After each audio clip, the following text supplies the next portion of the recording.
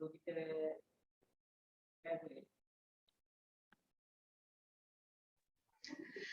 morning, everyone. This house will come to order, and I'm pleased to welcome all of you to the preliminary round 1 of Tan Sri Datuk Sri Panglima Dr. Abdul Rahman Arshad Challenge Trophy Virtual English Language Debate Competition. The motion for today's debate is: this house believes that developing states should nationalize their energy resources. Representing the government is from Terengganu. The first speaker is Nusaibah binti Nujaimin. The second speaker is Tasnim Najeha binti Amirul. And the third speaker is Wan Nur Anis Soleha binti Wan Khairuzati. Speaking for the opposition will be from Sabah. The first speaker is Kian Etten T. The second speaker is Anushka Yusa Dharmalingam. And the third speaker is Hilmi bin Somu. On behalf of the House, I would like to extend a special welcome to our adjudicators. Here we have Sir Ganesh Balakrishnan as the Chief Adjudicator. He will be assisted by Sir Hari bin Muhammad Fuad and Sir Mohana Ram. And I, Pravina, am your Speaker of the House. Before we begin, I would like to read a few important rules for today's debate. The debaters will have 8 minutes in which to deliver their remarks and 4 minutes in delivering their reply speeches. Third, debaters from both teams shall not introduce any new arguments. Their role is to rebut the opponent and to defend the position of the team. While a debater is speaking, the opposing team can offer points of information. The debaters may accept or decline them. After all debaters have spoken once, the first or second debater of each team gives a reply speech with the opposition reply speech being delivered first, followed by the government. The timekeeper will ring the bell once after the first minute and at the end of the 7th minute to signal the time allocated for points of information. At the end of 8 minutes, the bell will be rung twice. A maximum time of 3 minutes will be given to both teams to prepare for their reply speech. During the reply speech, the timekeeper will ring the bell once at the 3rd minute to signal that the debater has 1 minute left. At the end of the 4th minute, the bell will be rung twice to signal the end of the debate. Now, I would like to remind the debaters that your camera should be on at all times during this debate match. And I would kindly request the judges to signal me after each debater have finished spoken so that I can proceed to call in the next debater to deliver their speech. Without further ado, I would like to call upon the first government to deliver the resolution, define its terms, and outline of the government's case.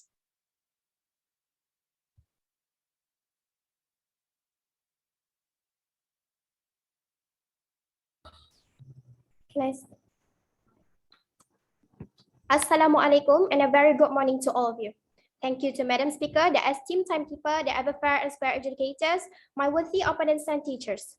We, the government, stand by our motion of our debate for today, which is this House believes that developing states should nationalize their energy resources. Under the case line, nationalization promotes better public interest and economic stability.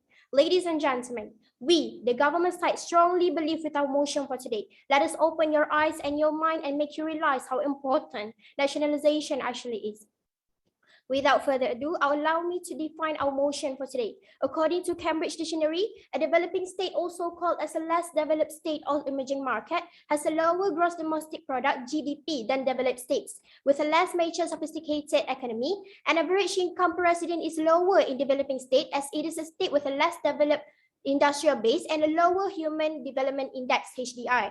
According to the Oxford Dictionary, nationalization is the transfer of a major branch of industry or commerce from private to state ownership or control. It is the process of taking privately controlled companies, industries, or assets and putting them under the control of the government. And nationalization is more common happening in developing states. According to studies from Tulane University, energy resources may be defined as all forms of fuels used in the modern world, either for heating, generation of electrical energy, or for other forms of energy conversion processes. Some examples for energy resources are oil, hydraulic, natural gas, wind, coal, wave, fossil fuel alternative, geothermal, waste, tidal, and uranium. So basically, our motion for today states that a growing nation should let the government handle their energy resources to allow a bigger positive impact on the country's socio-economic status, as will be discussed later. The motion for this debate should be discussed within the notion that the government authorities work for the best of the nation beyond individuals' political or individual interests. The parameters will be the government having a direct controlling stake on all the energy resources, be it renewable or non-renewable, while the companies function on its own commercial activities. Ladies and gentlemen, my first point for today is nationalization will allow the government to build and run energy resources companies and pursue objectives other than purely for profit maximization. In the same note, the companies will also benefit from the government. Firstly, I want to say that the main purpose of government is to make sure that everyone living in a harmony way. My first argument would be, if a private company runs a service, they are not democratically accountable to you. You don't have a voice. The companies are not subjected to freedom of information requests because of commercial confidentiality. Based on the Harvard Business Review pollster stated that privatization should not be considered in terms of economic efficiency alone. Therefore, just because privatization may reduce the role of the government in the economy, it is not necessarily beneficial. The voter and consumer, he stated, are also interested in access, community participation, and distributive justice. Privatization diminishes this public sphere, the sphere of public information, deliberation, and accountability. These are the elements of democracy whose value is not reducible to efficiency. Public services are different as they give us a chance to come together to decide what kind of society we want to live in. For example, we might want a clean, green energy for our future, but the private companies control the energy market and often invest in dirty energy without giving us a say. Some industries play a key role in the welfare of consumers and citizens. For example, gas and water could be considered necessities for basic living standards and not luxuries. Government provision means that needy groups can be looked after and provided with basic necessities. Let's look at some countries who have a strong government-led energy resource companies. According to Investopedia, government-controlled companies dominate the rank of the world's largest energy producers. In fact, based on revenues for 2019, the top 3 biggest energy producing companies are state-owned enterprises controlled by national governments. The Saudi Arabian oil company, also known as Saudi Aramco, is one of the world's largest oil companies, generating 294.9 billion in revenue in 2019. Saudi Aramco is overseen by Saudi Arabia's Ministry of Petroleum and Mineral Resources as the Supreme Council for Petroleum and Ministry. Thank you. In Russia, Rosneft is Russia's biggest integrated oil and gas company, generating 111.9 billion in revenue during 2019. As of 2019, Russian government maintains control of 50% of the company's stock.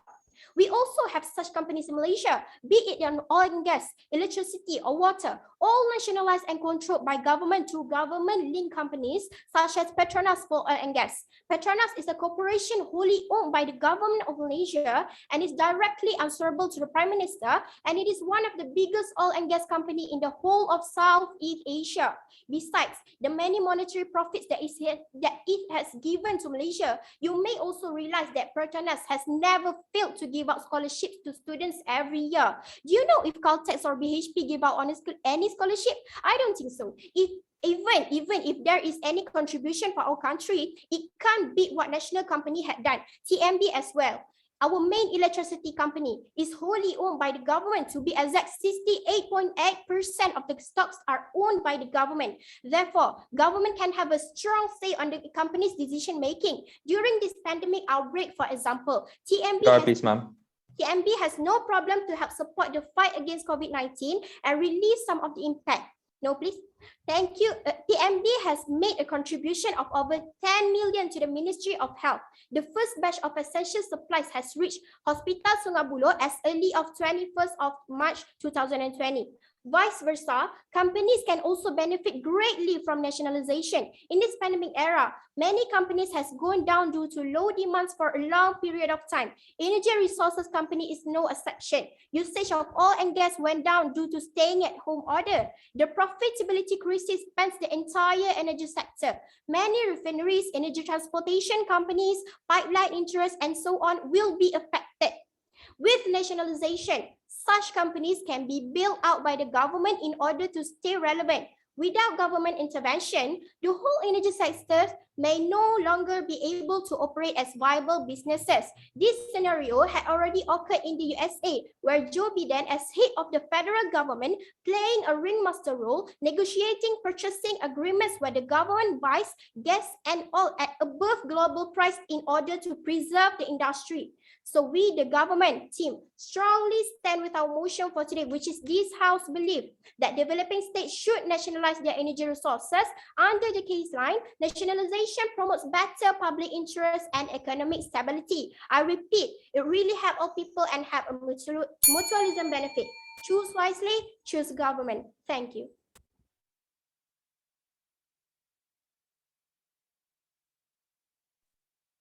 Thank you to the first speaker of the government. Judges, are we good to go?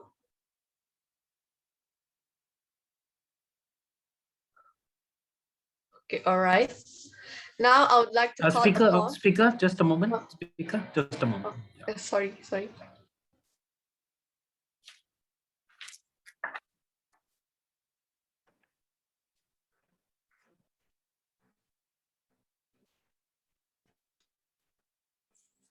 The other adjudicators, are you all okay? Mr. Mohana, Mr. Hadi? All right. Mr. Mohana, are you okay? Mr. Mohana, are you okay? Yeah, I'm good.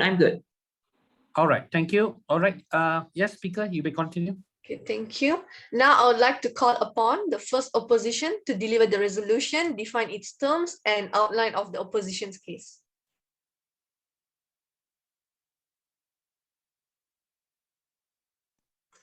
Hello, am I audible?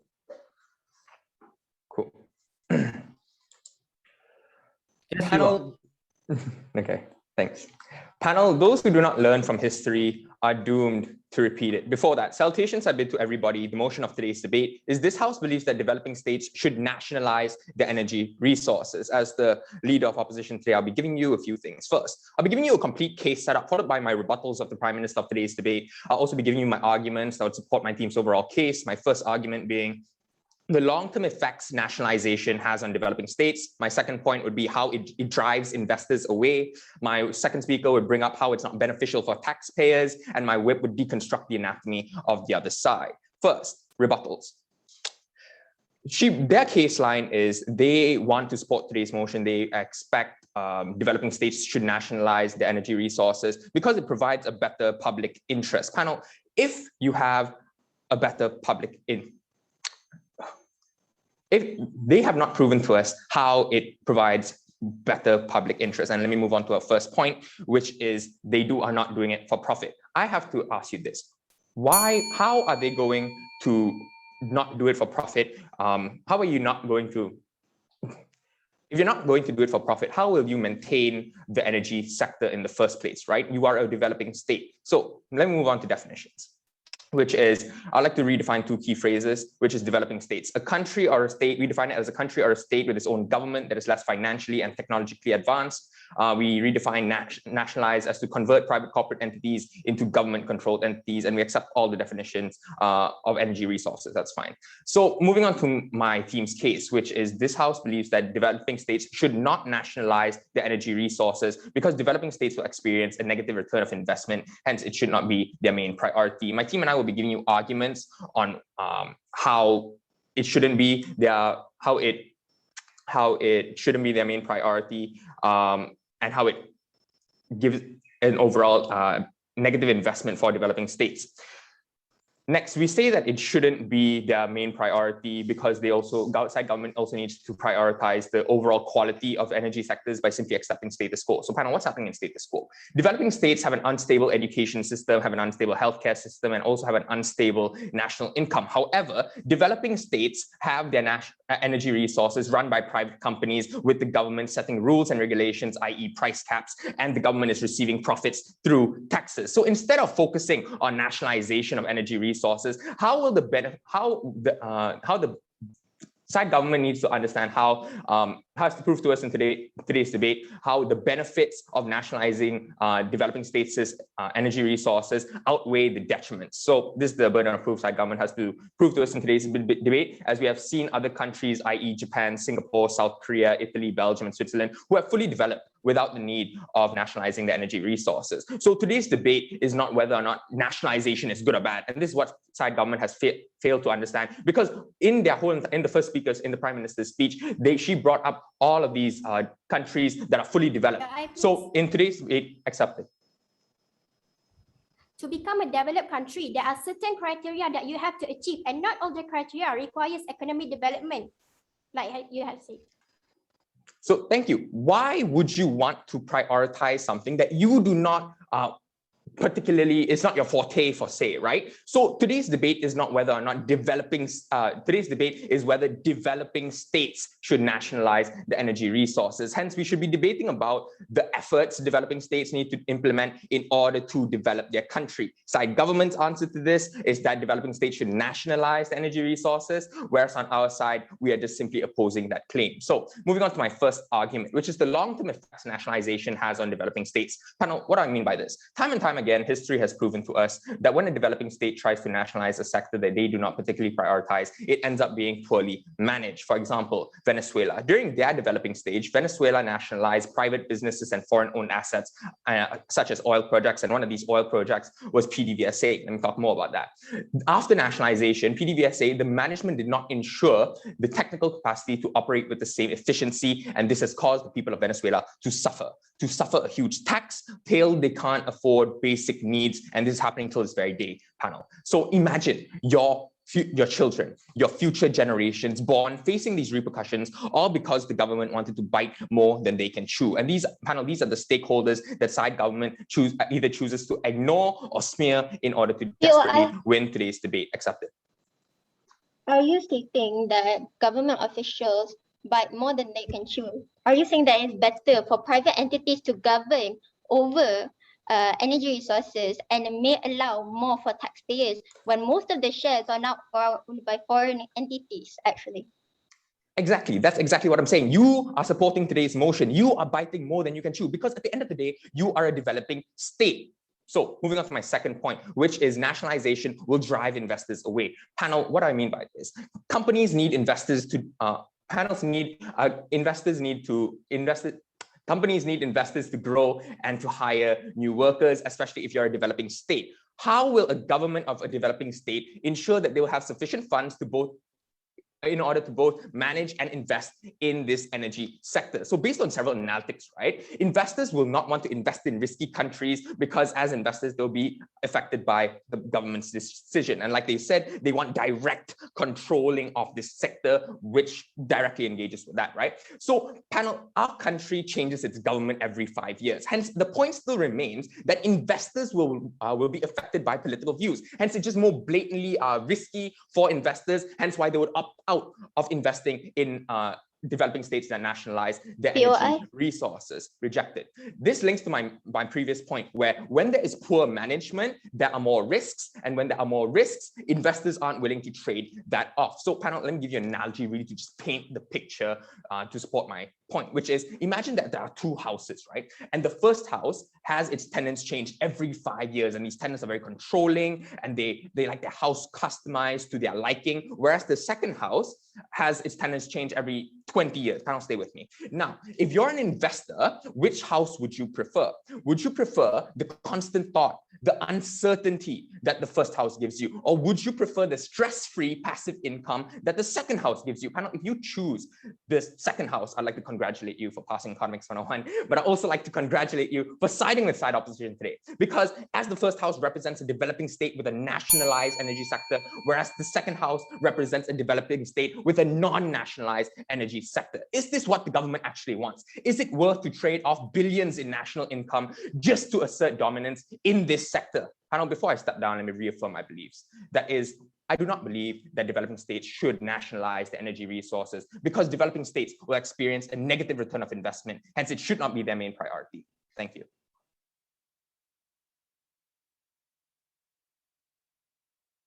Thank you to the first speaker of the opposition.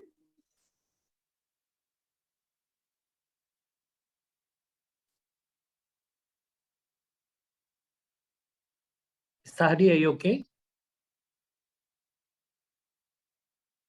Mr. Hadi, all right, can we go on? Mr. Mona?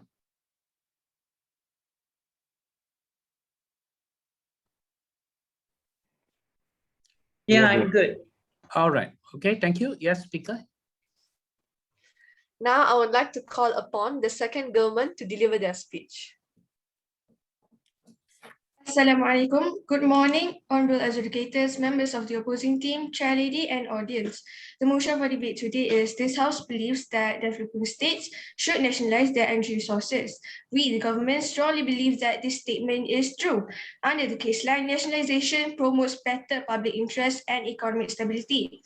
First of all, from the government side, we're still starting with the definition of the motion given by our first speaker, which states that a growing nation should let the government handle their energy resources to allow a bigger positive impact on the country's socio-economic status, as will be discussed later. Now, I rebut the points given by the first opposition speaker. They tried to tell you that nationalization can produce poor management when, in fact, because of nationalization, public have a say on how the government can manage their economy. Also, the first opposition speaker also stated that nationalization can drive investors away as they are affected by the government when, in fact, the GLCs, which are government-linked companies, are available, where companies and also the government can work side by side on how to manage the companies better. Our speaker has already explained on how nationalization allows the government to build and run energy resources companies for the benefit of society and pursue objectives other than purely for profit maximization. I'll now explain my first point on how nationalization can provide a platform for the structuring of the entire energy economy, of the entire energy companies. One of the most notable cases of nationalization saving an entire energy sector happened in Bolivia. The country once had been experiencing a long-term economic growth failure during 2005, and privatization efforts had been widely unpopular. Conflicts led to the resignations of Presidents Gonzalo Sanchez de Lozada in 2003 and Carlos Mesa in 2005. Fortunately, in May 2006, the nationalization of the gas industry in Bolivia allowed the state a bigger role in determining the industry's broader impact. The government renegotiated to supply contracts with Brazil and Argentina, significantly raising the export price of gas and thus bringing them closer to a fair market value. With nationalization, local content commitments were suddenly a part of negotiations for gas industry contractors. Consultation periods with local communities could be better enforced, and technological transfer agreements could be arranged to increase the benefits accrued to Bolivians. For example, in 2013, Morales inaugurated the country's first natural gas liquid separation plant as part of a program to increase the value added of gas industry in Bolivia, and thus the rents accrued from exploiting the country's natural gas. Another example happened in Southeast Asia, where Thailand's state-owned PTT and the Taiwanese manufacturer is closer to ruling electronic vehicle or EV in short market in Southeast Asia. They look to produce EVs and related parts as early as 2023. The company aims not only at the Thai market, but to become an EV hub for ASEAN. With government in hand, the management of the resources could be managed with much more smooth, thus leading to a lot of potentials worldwide. The most famous state-owned energy resources companies are Malaysia's Petronas and Thailand's PTT, which are now receiving a lot of offers to invest worldwide. Developing countries are now a step closer towards being developed countries through this way. Now, to my second and final point is a democratic government is chosen by the people. They are given the mandate by the people to govern the resources. As the governing body of the country, they have the best info on the needs of the nation. Hence, they will act and make decisions. They will make decisions with the nation's interest in mind. If the energy resources are not controlled by the government, there will always be a risk of prioritizing individuals' needs above the nation's needs. As wholly owned, private companies do not need to think for the nation.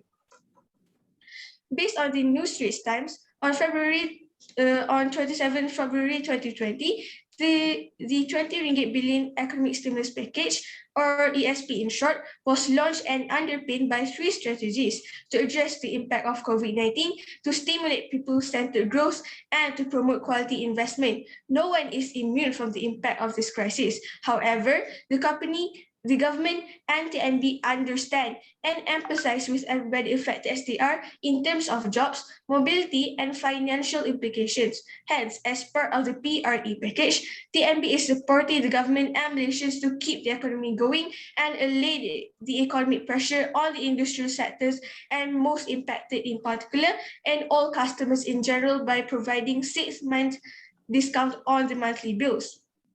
Furthermore, TNB has suspended disconnections during the MCO period. Customers who encounter financial hardship may engage TNB to establish feasible payment plan post-MCO. The government has announced the SP to mitigate the negative impact of the COVID-19 on the Malaysian economy while preserving the welfare of the people. The government understands. The government heeds to the needs of the society. A nation is determined by its people. If the people are looked after well by the leaders, and the welfare is always kept in mind whenever major political decisions are taken, then it is evident that the nation will progress on the path which leads to greatness. This is because the well-being of a nation is directly related to the well-being and welfare of its people who constitute the nation. The greatness of a nation cannot be determined by a handful of people who have gained popularity and fame because of their achievements in the field of science and technology or politics. So, honorable adjudicators, members of the opposing team, chair lady, and audience, in conclusion, we, the government, strongly support the motion for today, which is this House believes that the Philippine states should nationalize the energy resources. Once again, under our case line, nationalization promotes better public interest and economic stability. That's all from us. Choose wisely, choose the government. Thank you. Thank you to the second speaker of the government.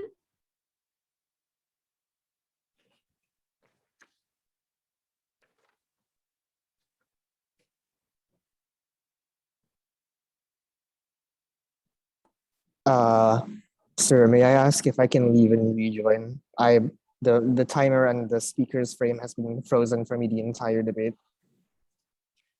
All right. Okay, may I know who's this, please? Yeah. Third speaker of opposition. Okay, what's the problem?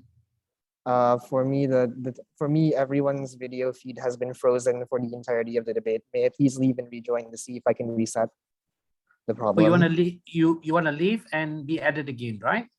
Yeah. Okay. Wait. Let me check with the host. Okay. Yes. The host. Okay.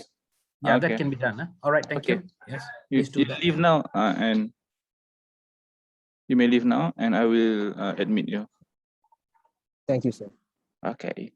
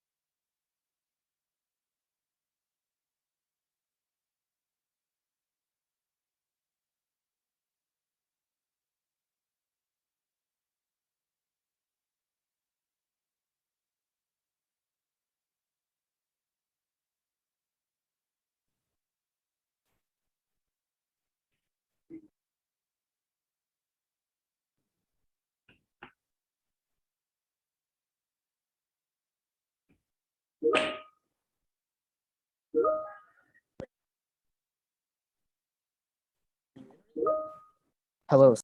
Am I all?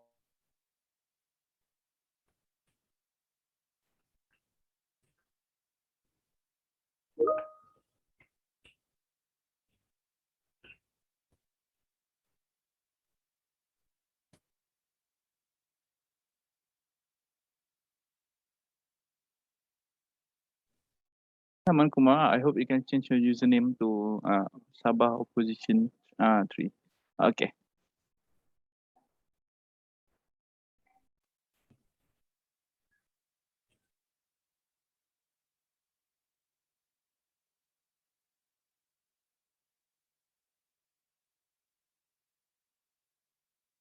Judges, are we good to go?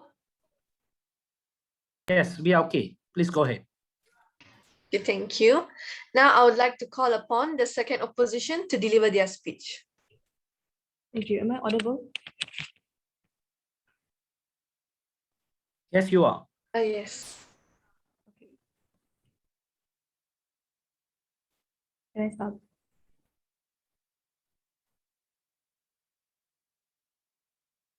Hello? You may begin now. You may begin now. Yeah. Ladies and gentlemen, imagine investing millions and millions of ringgit to buy a shiny diamond, but only getting a pebble back in return. Ladies and gentlemen, let me ask you, how would you feel? Before I forget, salutations I bid to members of the floor. As the deputy opposition leader for today's debate, I'll be doing only two things for you today, ladies and gentlemen. The first thing I'll be doing is I'll be refuting side government's false claims on the motion, and I'll be providing side opposition's very own arguments on why we've already won today's debate. Now, ladies and gentlemen, before I move on to rebut the false claims made by side government, let me just reaffirm my team's stand on the motion that we believe that that developing states shouldn't nationalize their energy resources because we believe that developing states will experience a negative return of investment. Hence, it should not be their main priority. Ladies and gentlemen, I'm sure you're wondering, what is our burden of proof today? Ladies and gentlemen, my first speaker has already mentioned that we will prove to you how nationalization will bring a negative return of investment to developing states. Before I move on to the rebuttals, let me talk about the definitions we did today, ladies and gentlemen. We reject the definitions provided by side government, and we still stand by the definitions provided by opposition regarding developing states and nationalization. Now, rejected. Now, ladies and gentlemen, let's talk about the case line provided by side government, right? They said that nationalization promotes better public interest, better economic growth, and political stability. Ladies and gentlemen, how is this even logical? They said they weren't going to prioritize profit, but yet they talk about economic growth and political stability. Ladies and gentlemen, this is a developing state, something that side government has not acknowledged for the past 30 minutes I've been in this debate. Nobody has mentioned the fact that this is a developing state, ladies and gentlemen. They don't have the stability. They don't have as much of that economic stability that other states have. And they kept giving examples such as Russia and Saudi Arabia. Ladies and gentlemen, those are very well developed states. But side government has failed to understand today's motion. And the key was today. FPI, please. Accepted. Saudi Arabia and Russia is developing state. It is from a study from Rice University. How do you say that it's not? It's a developed state? Ladies and gentlemen, side government is giving you a very bonus POI today. Ladies and gentlemen, these countries are are thriving countries, and you want to compare them to developing states with weak government and weak economic sense. Rejected. Ladies and gentlemen, she also one of the speakers also spoke about how if the government controls the energy resources, the people are also indirectly in control. Ladies and gentlemen, this is untrue. This is a developing state. They have unstable governments, ladies and gentlemen. However, private companies have a lot of public pressure, and this totally obliterates the point that the government will give people more control. Now, she also spoke about how the government wants to have more power over resources. Rejected, and shouldn't prioritize profit. Ladies and gentlemen, they're doing this for the sake of dominance in the energy sector. You want to risk the well-being of our people just for the sake of dominance when status quo is enough. As mentioned by my first speaker, she also said the private companies invest in dirty energy. Ladies and gentlemen, like I mentioned before, private companies have public pressure. So everything that they've said so far is completely untrue.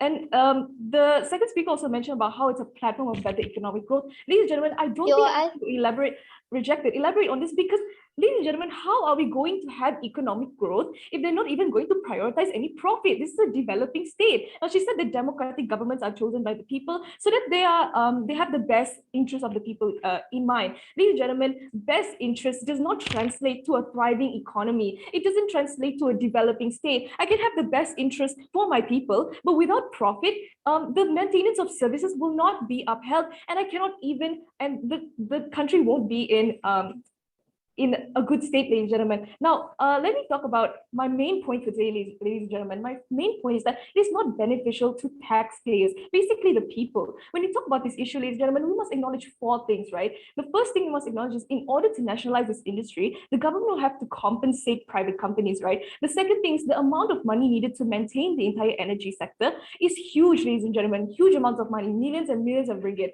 The third thing is that the government will be expected to provide affordable services to the people, so profit made won't be enough, ladies and gentlemen. It won't be high. And the fourth thing is the government has other important sectors to fund, like the medical sector, the defense sector, the education sector. Now, ladies and gentlemen, I understand that this is something rejected. This is something that some government has found very hard to understand. So I'm going to break it down to a simple analogy for you. Let's say we have this developing state has 5 cookies, right? We give away 2 cookies to compensate to private companies, 1 cookie to maintain the energy sector, 2 cookies to provide affordable services, and 1 more cookie to fund other important sectors. Ladies and gentlemen, this leaves us with -1 cookie, which basically means that the cost to maintain this energy sector will outweigh the profit, ladies and gentlemen. How does this translate into better economic growth? Now, ladies and gentlemen, failure or struggle to maintain the quality of the energy sector will not give back to taxpayers, ladies and gentlemen. Affordable prices and high maintenance costs create a huge margin between cost and profit. And with the immense pressure for the government to operate under a tight budget, it's impossible for them to uphold the quality of their services, which all goes back to the fact that although prices are probably affordable, is it really beneficial to the people, especially taxpayers, to live on ineffective services? Ladies and gentlemen, when you invest in something, you want something back. Take Manila's water resources, for example. Water, during the nationalization before 2002, water coverage only reached 67% compared to 82% after privatization, and the quality of water is actually increased. Ladies and gentlemen, taxpayers, basically our people, won't be able to enjoy the fruits of their labor. Going back to the fact that it burdens taxpayers, they spend so much money paying the government, expecting something good back, only to receive poor quality services. Is this really what they deserve? Now let's take Kazakhstan, for example. After nationalization of oil and gas, they have been a subject to criticism for the inefficiency of their services. Is this really what taxpayers deserve? Now, ladies and gentlemen, on top of that, because of expensive costs, there is a high chance for the government to attain a huge loss, right? And they need to patch that up. With what money, ladies and gentlemen? Using tax money. This terrible allocation of tax money creates a moral hazard where the government will continue using tax money to cover up losses, creating this vicious cycle. Unlike the private sectors that solely operate on profit and have investors to act as a safety net, the government can only fall back on tax money. Ladies and gentlemen, let me bring it to your attention again that this is a developing state. There's not much money to spare in the first place. The people are mostly in the working class, and tax leaves them with very little to spare on surviving. Wouldn't they want to enjoy the fruits of their labor after giving so much? Ladies and gentlemen, this money can be used for something better, like the medical sector, the education sector, the defense sector. Ladies and gentlemen, the status quo is enough. There is no use to mess it up anymore. Ladies and gentlemen, the question is, should we risk the well-being of our people, aka our taxpayers, for something that hasn't been proven to be effective, something risky, something that only has a small chance of success? Do we want to risk a Venezuela 2.0, ladies and gentlemen? Now, nationalization may have its benefits, and we agree. However, in a developing state, it is too risky, and its detrimental risks outweigh the slim chances of attaining benefits, ladies and gentlemen. So the question is, do we risk everything for the sake of dominance over a sector that is already benefiting every party in the status quo? Do we risk ruining the status quo, ladies and gentlemen? Now, because I don't have much time anymore, ladies and gentlemen, let me wrap it up by saying that this House believes that that developing states shouldn't nationalize energy resources, because we believe that developing states will experience a negative return of investment. Hence, it should not be their main priority. With that, I proudly oppose to the motion. Thank you. Thank you to the second speaker of the opposition.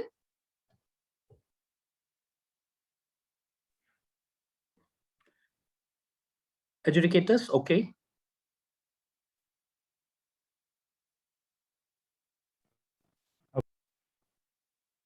Yeah, I'm good. All right. Okay. Thank you. You may go on, please.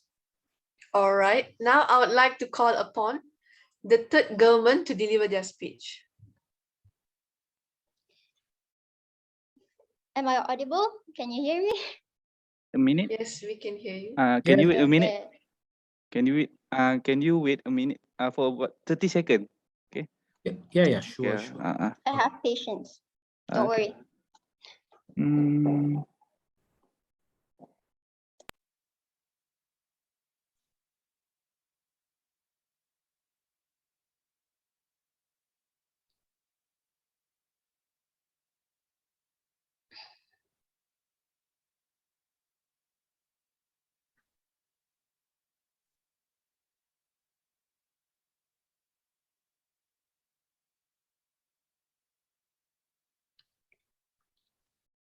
Continue.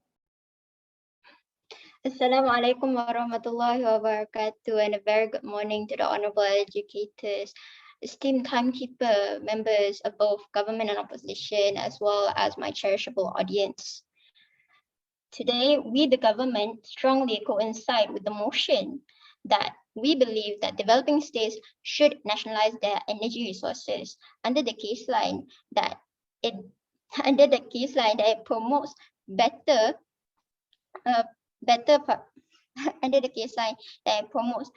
public involvement as well as economic stability. Now, there is one underlying theme amongst this whole debate, in which is the allocation of the energy resources, which the opposition have failed to acknowledge their resolve. What should be constituted instead of nationalization? The prime main is privatization. They have failed to say the detriments of privatization during this status quo currently in the United States, as well as in the UK. Many are facing major detriments compared to that of nationalization. Now, let me move on to the rebuttals and the reinforcements of my speech. The second speaker said that developing states should not invest in the energy sector as it is very something risky. However, this is deniable, as Malaysia has proven this wrong, Thailand has proven this wrong, and Saudi Arabia themselves have proven this wrong. This does not mean that we secure our funds through taxpayers. This means that developing states are taking chances so as to evolve these sectors into something more profitable for the economy, not only underlying the aspects of GDP, but also Human Development Index. Yes. You said you won't secure funding from taxpayers, so where will the government receive funding for this sector? The government also has funding from its own corporations, added and taxpayers. You should understand that taxpayers are not the main funding for developing states. The government is a developing state, not an underdeveloped state, nor a developed state. Developing states have their own remain and secure funding, and they have their own model states in which they can secure money from other than taxpayers. Yes, we do fall back on taxpayers. However, we do coincide that taxpayers are not the main process of which we proceed in these operations and economic operations, as Malaysia has also proved that we do attract investors from Japan and China in the natural oil gas industry. As presented, many investors are attracted to Petronas as of currently. We do not just fall back on taxpayers. We've so far proven ourselves more than worthy to establish ourselves in the international ranks, even against ExxonMobil and Petronas, who've heavily corrupted the government, who've heavily corrupted the public. Now, moving on to the rebuttal given by the second speaker, in which she said that this government involving in dominance subjects to criticism. Criticism is the underlying and provoking improvement from which the people can persuade the government to improve their services, having the accountability rather than that of privatization, in which none have accounted for accountability, especially considering the cases of Taylor Hill Energy, where they've completely ignored environmental causes as well as not acknowledged their leaking for 16 years, the leaking of the oil industry pipes in which have polluted over a large gulf in Mexico. If I'm not mistaken, 697 barrels maximum per day have polluted the oceans and have ignored environmental rights as well as violated the rights of the public to know. They've also failed to acknowledge that there's several more corruptions underlying privatization, such as the group ALEC, the American Legislation Exchange Council, in which private companies fund these corporations, in which they gather state legislators as well as CEOs of private companies to instate bills against the public to not allow protests that defy the need for profit. The need for profit is one that is such a greedy stance. We see that there is scant evidence of benefits to customers, especially in the UK. There is clear failure in facilitating a capital-owning democracy. The ownership of privatized industries largely passed into foreign hands. This has unbenefited taxpayers in the UK. POI? The UK, yes. You stated that that private companies don't allow people to speak out against them, when you have failed to realize that governments themselves ban unions or stop unionizations from forming against them. How do you plan to fix that? Well, federal law acquits for this. Federal law as well as protests and free speech have acquitted for this. However, the bills instated by private companies underlie and undermine these. Moving on, the UK has the UK has not constituted to a capital-owning democracy due to privatization. Privatization is now increasingly becoming foreign-owned democracy. Liberal and neoliberal economists say that market forces will be insufficient to deliver socially efficient results in the case of utilities and infrastructure monopolies. Should we risk our public for the needs of only profit maximization? Should we risk that our needs of a society be at the expense of only efficient society? This is insufficient. We do not provoke the likeliness and we do not condone the likeliness of dominance that is asserted by private entities in which there is no control form as well as management in these private entities. The inconsistencies of privatization have also been eminent, more so than nationalization, as they have not been subjected to any reinforcements. We cannot apprehend that privatization is far better than nationalization in these cases. Nationalization is the most viable case for developing states, as it has thus far proven that it acknowledges the public, that it acknowledges the rights of people and does not violate it. Privatization, in its turn, extorts profits at the expense of democracy, rights, and public benefits. What's the use of investing in something if you sacrifice democracy itself? So, to end my speech for today, we, the government, strongly urge you to coincide with our motion for today, as we believe that nationalization is the best viable choice for the people, for the development of the nation, as well as for the people, for the development of the nation, as well as the corporate companies themselves. They can be run under government controlling institutes. Yes.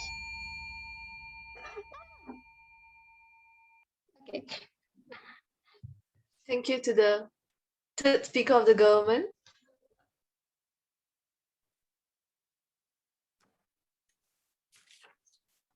Adjudicators, can we go on? Yeah, I'm good. Yes. Okay. Thank you. Okay, you may go on. Thank you. Thank you, judges. Now I would like to call upon the third opposition to deliver their speech.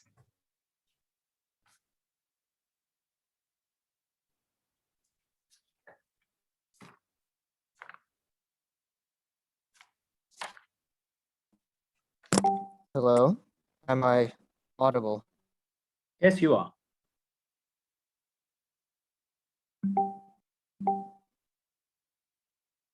Excuse me, am I audible?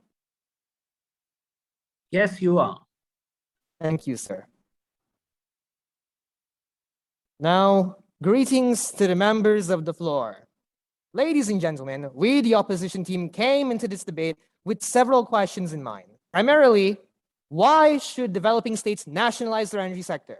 How does it benefit them? What are the detriments?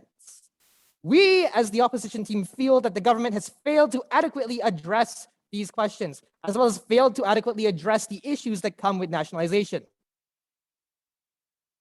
I would like to reaffirm the case line of my team, that this House believes that developing states should not nationalize their energy resources because developing states will experience a negative return of investment. Hence, it should not be their main priority.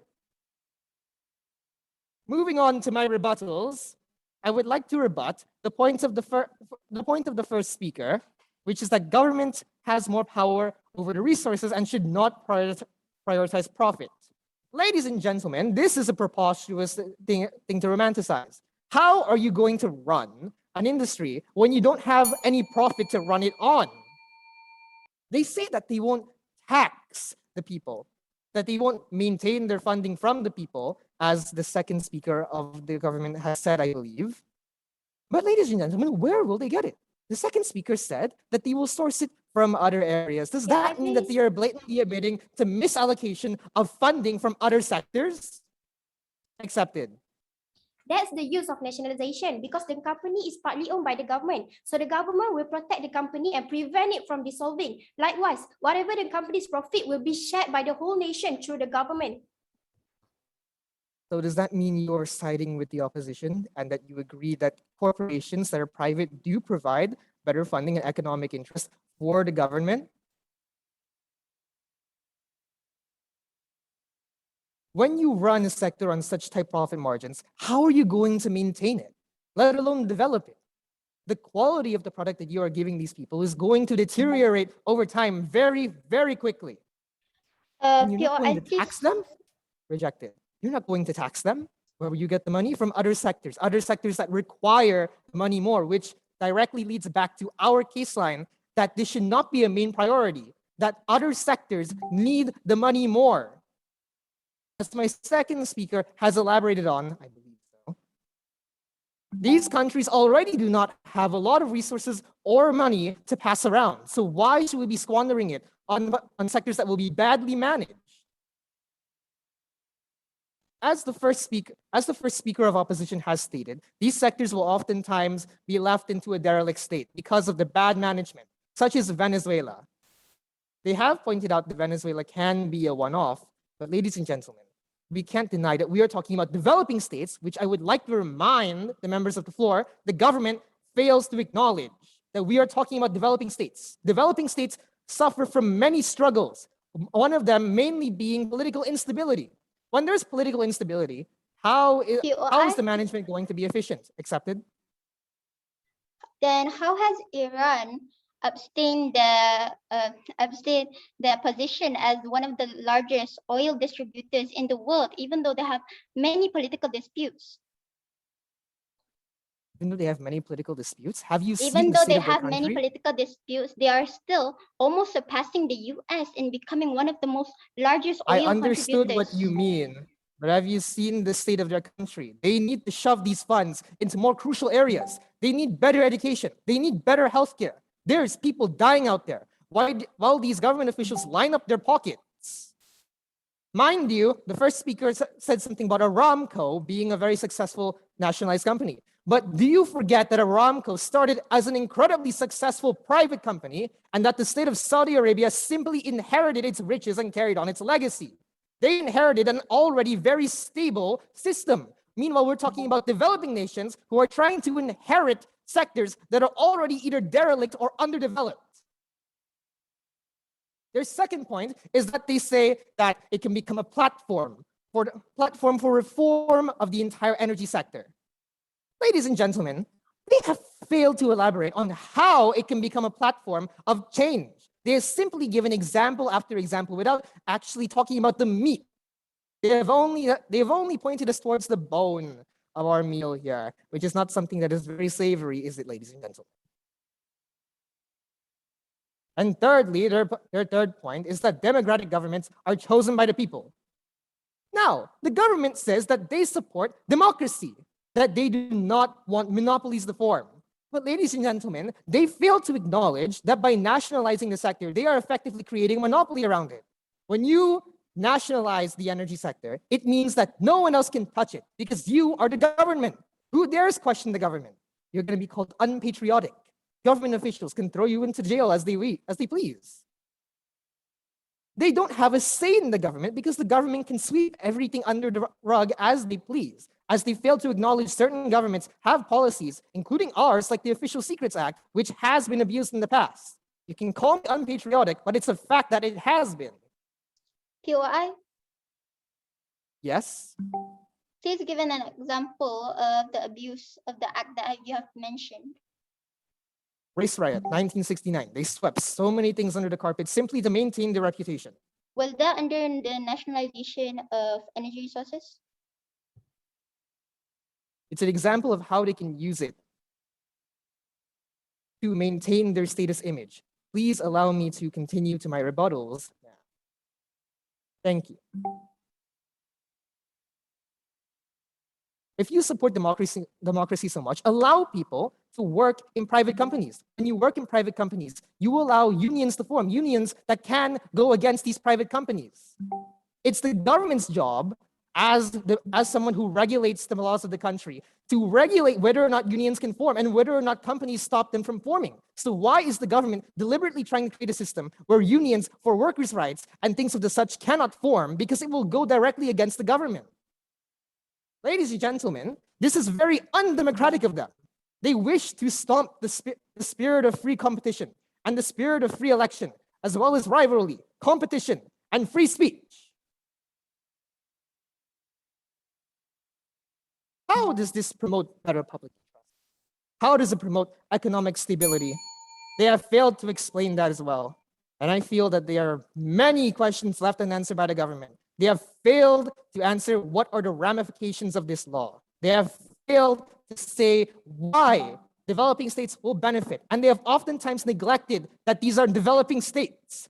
They think that these mice can play elephant, that they can be like developed states. Well, they simply can't.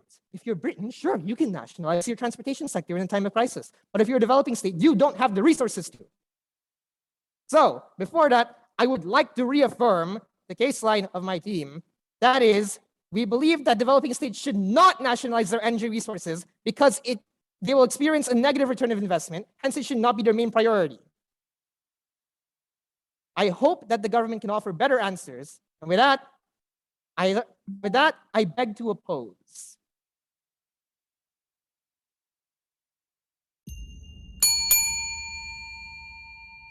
Thank you to the third speaker of the opposition. Each team is now given a 3-minute to prepare your reply speech.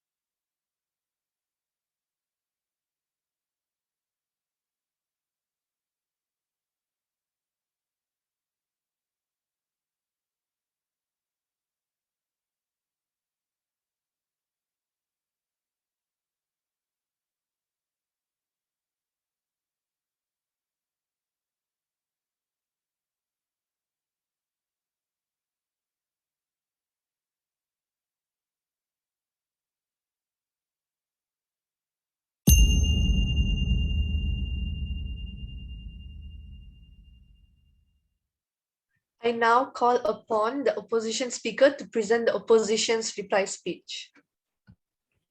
Am I audible? Okay. Yes, you are. Yes, you are.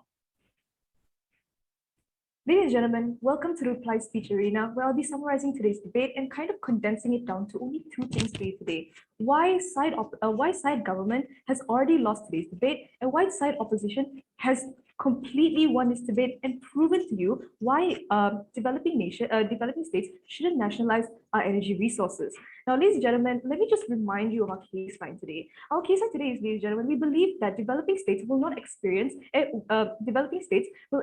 negative return of investment. Hence, it should not be their main priority. Now, ladies and gentlemen, I'm sure you're wondering what is our burden of proof. Let me remind you again today that we are going to prove to you that we've already proven to you how will nationalization bring a negative return of investment to developing states, and we have proven it to you with three main points that side government was not able to rebut at all. The first thing we've mentioned is that we've explained to you the long-term effects of nationalization and its detriments on developing states. The second thing is we have proven to you that nationalization will drive away investors in developing states. And the third thing we have proven to you today is how it is not beneficial to taxpayers. Ladies and gentlemen, if that is not enough to convince you, I don't know what will. Now let's talk about side government's burden of proof. They were supposed to prove to us today how the benefits of nationalization in developing states outweigh the detriments, ladies and gentlemen, but they have not been able to prove to us how nationalization actually benefits more than it is detrimental. Now, the first point that they've given us is that the government has more power over resources and they shouldn't prioritize profit. Ladies and gentlemen, time and time again,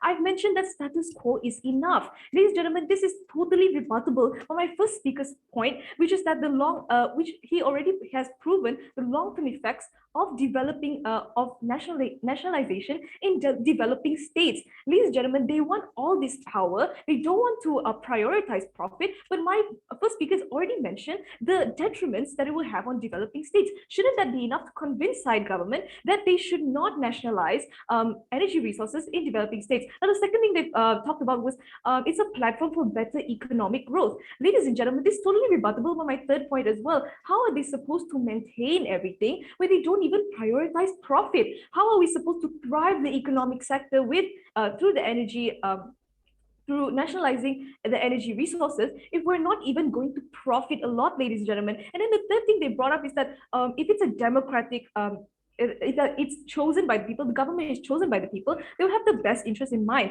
Ladies and gentlemen, this is a totally irrelevant point. If you really have the best interest of the people in mind, you would leave status quo alone and actually try to fix other things that the country vitally needs, like the medical sector, the education sector, and whatnot. Ladies and gentlemen, they also spoke about how private companies have more that the government will be subjected to the people's opinions. Ladies and gentlemen, private companies have public pressure. As spoken by my third speaker, ladies and gentlemen, we have proven to you time and time again how irrelevant all of their points are. They were not able to rebut anything, ladies and gentlemen. The main thing we need to understand in this debate is we've proven to you that through that status quo is enough, and the maintenance in the private sector is in fact better than the nationalization, the maintenance of energy sectors. If we were to nationalize the energy resources, ladies and gentlemen, that the inconsistent case lines given by side government has proven to you that we have already shot a bullet into their case structure, ladies and gentlemen. Should we let them win when they keep changing case lines every single time? Ladies and gentlemen, I have mentioned a diamond to you in my speech earlier on. So ladies and gentlemen, let me ask you this question. If you pay for a diamond, do you want the diamond? If you want the diamond, ladies and gentlemen, join us, because we will ensure you, ladies and gentlemen, that status quo is enough and is enough to satisfy everyone, every stakeholder, which is why you should oppose the motion, ladies and gentlemen. And with that, I proudly oppose. Thank you. I thank the second speaker of the opposition and now call upon the government speaker to present the government's reply speech. The surest indicator of a great nation is not the achievement of its rulers, artists, or societies, but the general welfare of all its people. Okay, ladies and gentlemen, Assalamualaikum and a very good morning to all of you. So, honorable educators, members of the opposing team, chair lady, and audience. In conclusion, we, the government, totally agree. Yes, developing states should nationalize their energy resources. We also state our case line for today. Nationalization promotes better public interest and economic stability. All right, we already told all of you about the arguments from our side. The first point being nationalization will allow the government to build and run energy resources companies for the benefit of society and pursue objectives other than purely for profit maximization. Vice versa, the companies also will also benefit from the government. Government are given the mandate by the people to govern the resources. As the governing body of the country, they have the best info of the needs of the nation. Hence, they will act and make decisions with the nation's interest in mind. Secondly, nationalization can provide a platform for the restructuring the entire energy economy. One of the most notable cases of a nationalization, saying an energy sector happened in Bolivia, just like my second speaker had mentioned about it before. The country once had been experiencing a long-term economic growth failure during 2005, but with nationalization, they allowed the state a bigger role in determining the industry's broader impact. Nationalization also caters to the needs of the society. If a private company runs a service, they are not democratically accountable to you. You don't have a voice. On the other hand, public services are different. They give us a chance to come together to decide what kind of society we want to live in. Government provision also means that needy groups can be looked after and provided with basic necessities. The government understands. The government hits to the needs of the society. Now, the opponents are obviously in the wrong as their points are not well grounded. Opponents fail to point out federal laws that can throw people who are not patriotic when there are multiple laws, both civil and Sharia, giving our society freedom of speech. Nationalization doesn't mean limitation. They said that nationalization is affected by political will. So you're saying that privatization means no higher power is involved? This is so wrong. Private entities that clearly have induced market power. Are you subjecting that there's no vulnerability of undermined handplay whatsoever in privatization? And add that how many private companies in several other industries have the advantage of political power. In any case, both privatization and nationalization will have a role in politics. However, you cannot deny the fact that privatization only increase the likeliness of shift and disarray in the political sector. Politics will always come hand in hand with the economy at stake. They keep saying that developing states shouldn't act like a developed state, but developed state started from developing as well as, right? Are you saying that they suddenly nationalize everything only once they are developed? Evidence has shown that countries which have been nationalizing their energy resources have been prosperous, like Saudi Arabia and Venezuela. Their misfortune is caused by bad management, as the third speaker rightly said, not by nationalization. So the second speaker insists that nationalization will cause the company to lose profit. How is that possible when government can obviously assist in creating new investments, as government-to-government link can be deemed a much more trustable entity, which can benefit other countries too. So we, the government team, strongly stand with our motion for today, which is this House believe that developing states should nationalize their energy resources. So please choose wisely, choose government. Thank you. I thank the first government for concluding the debate. Now we will have a few minutes break while waiting for the adjudicators to finish conferring on the best speaker. Debaters are asked to remain until that time, after which the judges may address comments to them.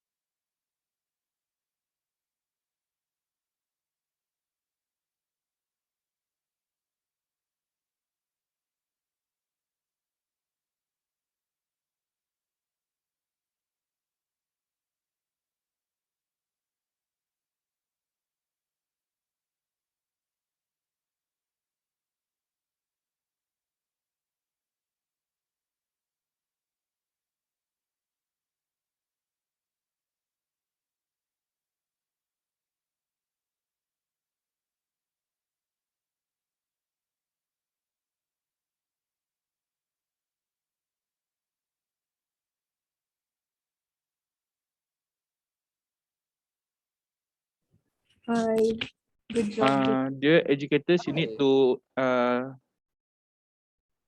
accept the invitation to the judges breakout room.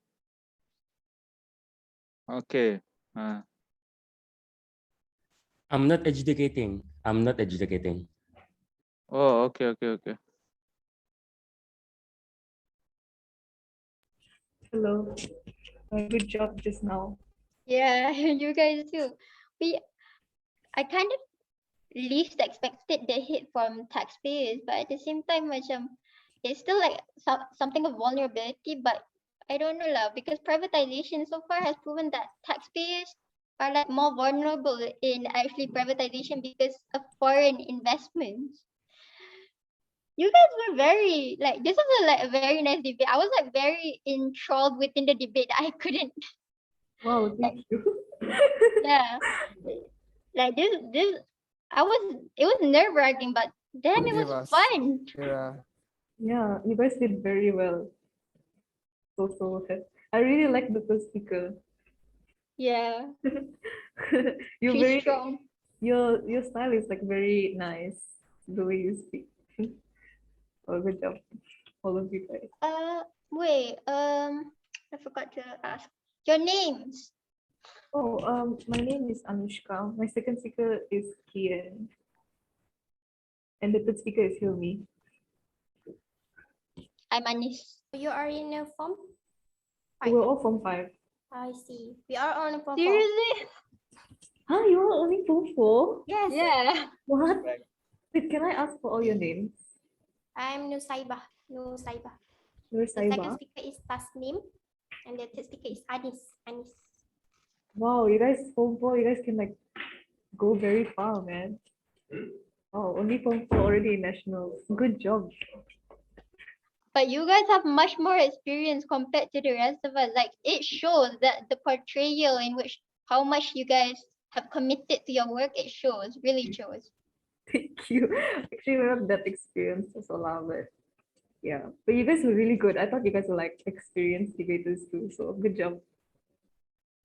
I think what was the most nerve-wracking thing for you, like in the debate when like things were brought up? I'm not very sure. Usually after debates, I just forget everything. Maybe you can ask Sylvie.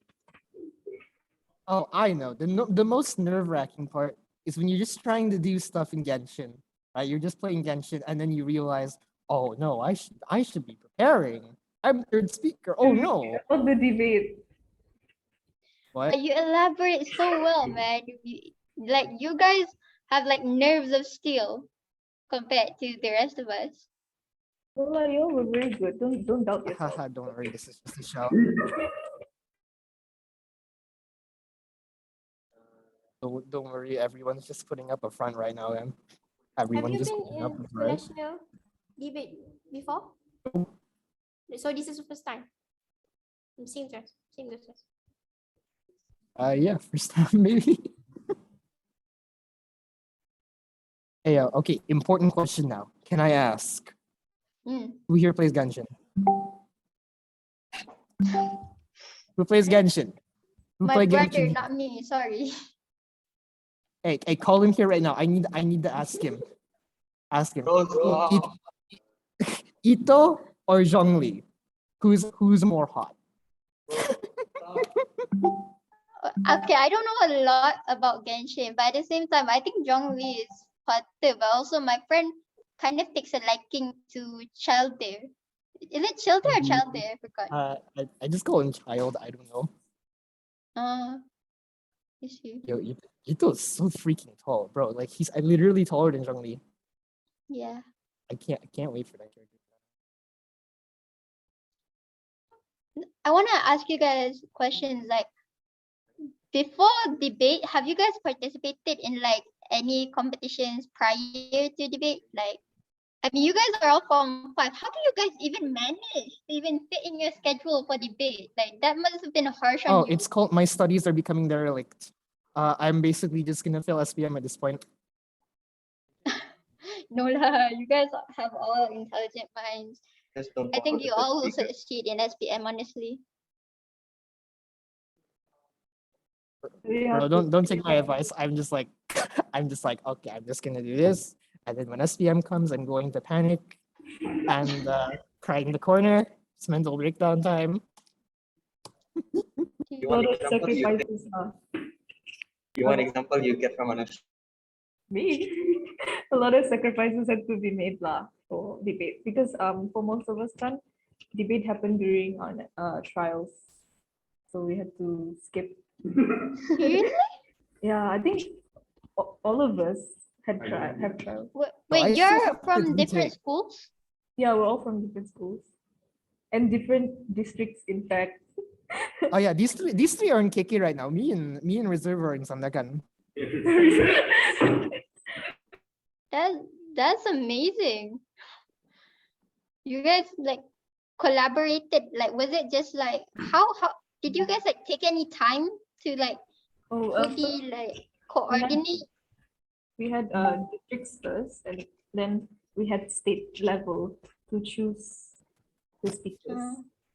So in the finals, it was Sandakan against our state, so our district, our district. So they just kind of like put us together because we have like Google Meet and stuff done, so you can just call each other.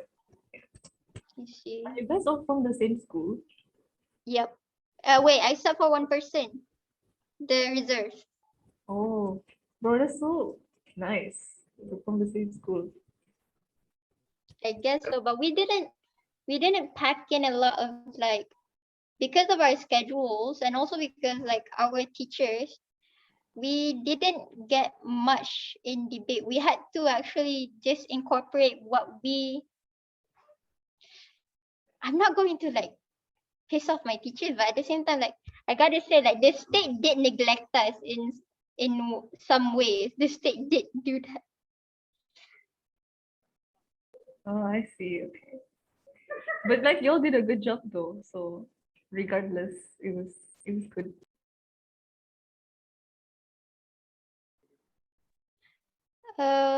What?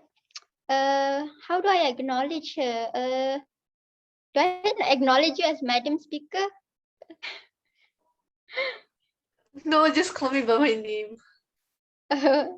Pravina. Yeah. Is it? Yeah, Pravina. Where are you from? And also, how did you get into like becoming the like the speaker? So technically Johor is the one that's organizing the national competition, and like my teacher is like one of the main organizers, so that's how I got in as the Madam Speaker. So yeah, that's it. Not gonna lie, I wanted to always be a speaker.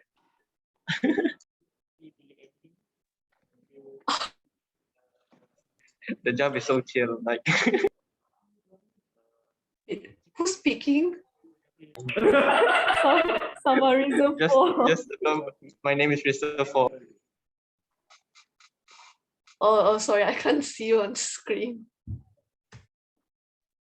But you guys do know, right? Like this meeting is being recorded. I just hope no one watches it.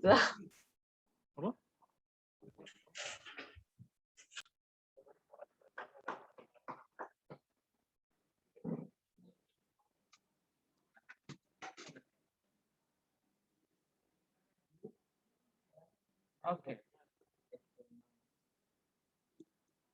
I will close the breakout room, please.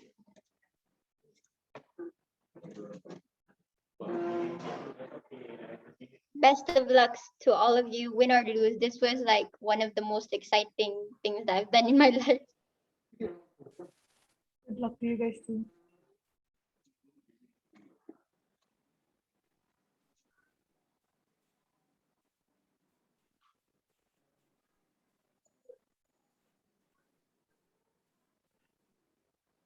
Atau boleh dari breakout room dulu. Okay. Zoom juga. Pemasaran breakout room. Are we good to go? Yes, we are good to go. Yes. Okay. Now I would like to call upon Sir Ganesh Balakrishnan as the Chief Adjudicator to give his oral adjudication and announce the verdict of today's debate and also the Best Speaker title. All right. Okay. Hi, everyone. Okay. I must say it was a good debate. Now, in every debate, there must be clash. Okay. And there was clash. There was clash. Only thing is, to what extent was the clash? That is the question, right? Okay. Now, There was clash, and it was good. I would say that both teams attempted to clash. You didn't go on your own path, right? Okay, that's important. Huh? Okay, now one of the most important things, I'm going to give you general comments here first. Huh? Okay, burden of proof. Now, when the government started, now it's important for the government to say, these are the questions that we are going to answer today in this debate. And these are the questions that the oppo, they'll have to answer today in the debate. Right? If you don't say that, that's the burden of proof. If you don't say that and you don't put it to them, okay, and they won't know what are the things to do. That is very important on the part of the government. You have to pose those questions and you have to tell them what are the things that you are going to answer in this debate. All right. So that's something that you have to highlight. I think that it lacked some, that part of it was not very clear. All right. The setting of the case is important. It has to take a good 3 to 4 minutes, setting of the case, where you define, the roles of the speakers, and then you have to say, what is the problem with status quo now? All right, currently, what's the problem with status quo? Now, this motion is a little different in the sense that you find that they are already practicing it. Maybe not widespread, but it's already being practiced, right? So status quo is not something that is new. It's already being practiced, right? So you have to explain what status quo, what's the problem with the status quo? What's your plan to overcome this problem so that everything will be set right? Okay, now you have to explain that. So otherwise, there is no case. Otherwise, there's no case. Because if you are in the parliament, you have to explain what is the problem today, and we want to make changes. Why do you want to make the changes? And how are you going to go about making the changes? That is the process of the changes. So that takes about 3 to 4 minutes, setting the case. Then you come with your argument. All right, one argument. So the Prime Minister is obliged to do this. It's important for the Prime Minister to do this. Okay, now I want you to reflect. I'm not going to tell you you did this or you didn't do. It's for you to reflect. Okay, number 2, rebuttals. Now you must remember that the second speaker, third speaker, of course, does full rebuttal, but the second speaker of both sides and also the opposition leader, you have to do proper rebuttals. Now, rebuttal is not this. The minister said this, or this speaker, debater said this, and now I will tell you why it's wrong. And then you stop there. That's not rebuttal. Rebuttal is actually telling them where they went wrong, why it is wrong, why do you think it won't work, okay? And how you use your own argument to justify it, okay? Now, if you don't use your own argument to justify it, then you are not solving the problem. You are just saying, okay, that's wrong. And then you're going on with it. All right. Or you can say you went wrong here. I mean, this is not something right. Now, my second opposition speaker who has this argument will explain to you on this. That means it shows that you actually know that there is something to rebut. One of your speakers has something to rebut. Okay. So that's that. Okay. What's an argument? You must remember in an argument, it's very important to have a claim. What's your claim? What's your claim? The statement. The statement that is important, very important, that claim. What is the claim that you're making? All right. For example, if you're saying that, if you're saying that public interest is going to serve public interest, our first argument is public interest, right? So if you say that, then you will have to give, you have to go on and give evidences. Now, let me explain how it will serve public interest. You explain, then you go to the example. You give examples, right? Then you reconnect to your point and you say, this is how this will work. This is how it will serve the public. Then it will be very clear. There is no point in rushing, all right? Because it's just words, and sometimes it just doesn't mean anything. Now, I would like to say the second speaker of the opposition, Anushka, is it? Yeah, okay, that I don't want to talk about style, but you had very clear rebuttals. You did not rush. You did not rush. You were going point by point. Okay, so that was a kind of a good strategy. Okay, very good strategy. Okay, don't be too text reliant. Okay, now if you're going to focus on text, you're going to read. The judges will actually, adjudicators will actually know, because you sound book-like and very academic in your presentation, right? Yeah, it's very academic in your presentation. You have to connect with the audience. You have to talk to them, all right? There must be expressions. That's manner, right? That's style. We want to see how you do that. although it's online, that is in effect. Okay. Now, apart from that, this debate, overall, there was clash. Okay, government, you had your own stuff. Oppo spoke about tax and how government, should respond to it, and persuasive. Now, debate is all about persuasion. How you persuade people. It's all about persuasion, right? So you must engage. That's important. All right. Okay. Okay. POI. You must remember about POI. It's. I mean, POI doesn't make you win, but POI comes under strategy. Okay, because that's the strategy to derail your opponents, derail them, right? And POI must not come in examples. You shouldn't ask about examples. POI should be big things like the arguments. You hit on the argument, you hit on the mechanism, right? The big things where they'll be dumbfounded. They say, oh my God, I got the wrong stuff, right? So you hit them on that. Then POI works, right? If you go on examples, I mean, it's just going to be your word against my word. That's it. Okay. Like, because usually judges, what they do when you give them examples, they just believe that that is the truth. They're not going to go on a fact-finding mission. They cannot be checking whether this is true or that's not true. So you don't engage in examples, fighting, or this is not true, this is right, about examples. Go on arguments, big arguments, where we are able to see. That's POIs, all right?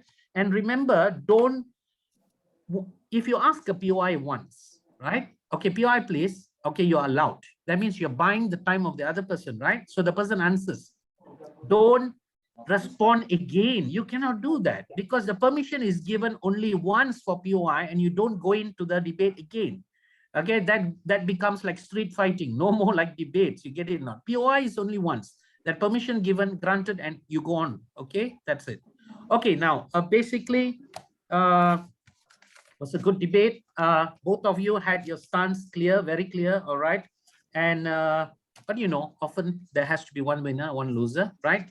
And you still have many more rounds, right? The next rounds will 2 rounds is crucial, right? Okay, now the best speaker. I'll go on to the best speaker for today's debate. All right. Okay, the best speaker for today's debate is second Oppo. Second Oppo, Anushka, right? Okay, right. And the debate today goes to the opposition. Goes to the opposition. Good luck, government. You did very well. Don't be disheartened. All right, you have 2 more rounds. We know of teams that lost the first round and made it to finals at the end of it, and they also became champions. That has happened in the past. So there is hope. Go on fighting and enjoy the debate. Thank you very much from all the adjudicators, Ms. Ona and Inche Hadi. I'm representing them. Thank you very much. Hope to see you again in the next round. All right. Okay. Bye. Okay. Speaker of the House, I pass it to you. Yes. Thank you, Chief Adjudicator. Finally, on behalf of the House, I thank everyone and I congratulate all the debaters on their performances. And I thank the members of the House for their attentiveness. This debate is now concluded. Thank you.